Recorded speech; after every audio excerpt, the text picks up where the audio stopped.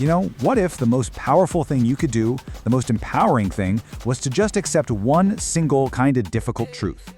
Today, we're going to dive into a path that starts with that exact realization, a path to taking complete control of your life.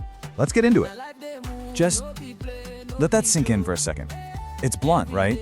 No sugarcoating it. But this one sentence, this is the real starting line for a huge shift in how you see things. And it's not meant to be a downer, not at all. It's actually meant to be empowering. It's the key that unlocks the door to your own power. So that quote, it really forces us to look at this thing we all do. We wait. It's this subtle little trap we all fall into, right? Waiting for permission, or for that perfect moment, or for someone else to finally give us the green light. And that's the big illusion we're all living with.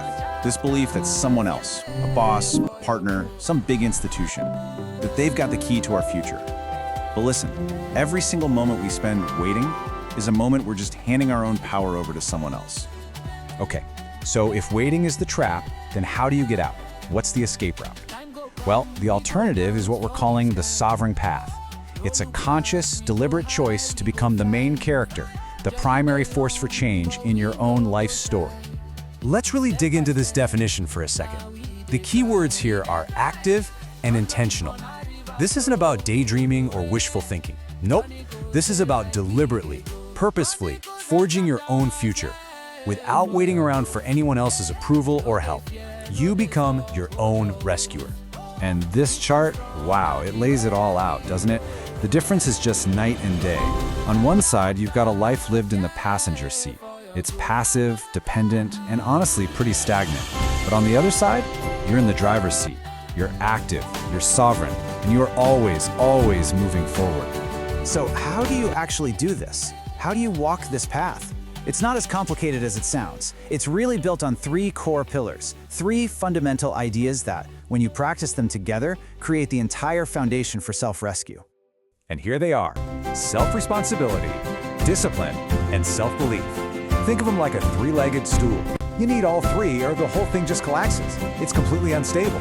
So let's break each one down. First up, self-responsibility. And let's be super clear here. This is not about blaming yourself for everything that goes wrong. Not at all. It's about radical ownership. It's about realizing that while you can't control everything that happens to you, you have absolute 100% control over how you respond. That's the game changer right there. This is where your power really begins.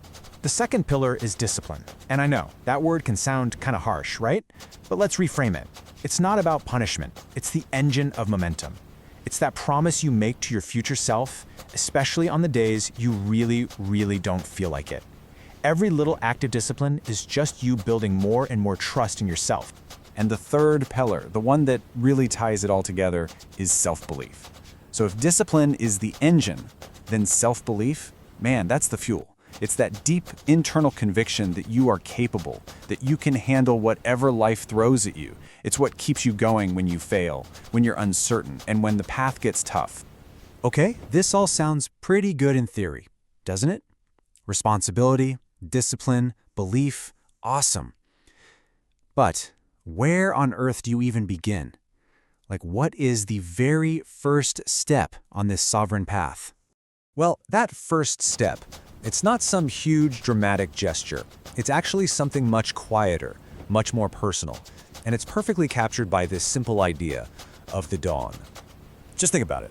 Before the world wakes up, before the emails start flooding in and your phone starts buzzing with notifications, before anyone else gets a chance to tell you who you are or what you should be doing, there is this small, quiet moment. And in that quiet, that's where the decision is made. This is the perfect metaphor for that first step. The solo runner on empty streets at dawn. They aren't running for an audience, right? There's no one there to cheer them on. They're running for themselves. It is a physical act of discipline, of taking responsibility for their own momentum. And it's all fueled by the belief that this one simple action, it matters. It is the perfect image of self-rescue in action. So that's where it all begins. Not with some grand, complicated plan, but with a single, solitary decision to just move.